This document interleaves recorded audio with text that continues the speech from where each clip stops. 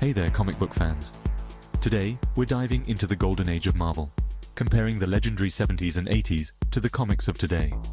Let's see what made those decades so special, and why some fans believe they were better than modern comics. First off, let's talk about the storytelling.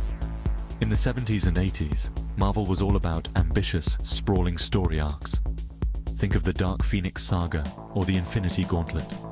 These stories weren't afraid to take risks, to break hearts, and to challenge the status quo. Nowadays, it feels like many stories are more about setting up the next big crossover event rather than telling a compelling tale. It's like the magic of steady, character-driven narratives has faded a bit. Now, onto the artists. Back in the day, we had legends like Jack Kirby, John Byrne, and George Perez. Their artwork wasn't just about flashy visuals, it had soul. Every panel was meticulously crafted, bursting with energy and emotion. Kirby's dynamic poses, Byrne's detailed backgrounds, and Perez's intricate crowd scenes are timeless. Comparatively, today's digital art, while visually stunning, sometimes lacks that organic feel. It's polished, sure, but does it have the same impact?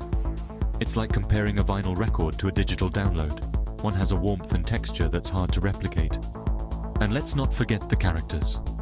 The 70s and 80s introduced us to complex, multidimensional heroes. Spider-Man was dealing with everyday struggles, the X-Men tackled issues of prejudice, and Iron Man battled alcoholism.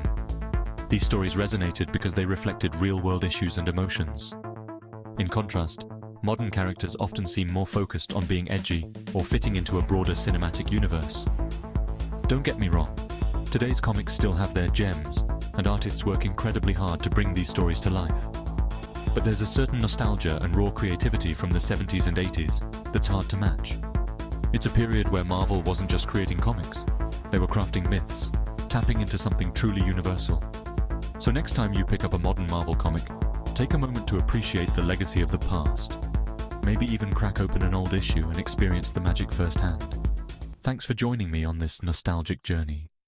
Hit that like button if you enjoyed this trip down memory lane, and don't forget to subscribe for more comic book content. Catch you in the next video.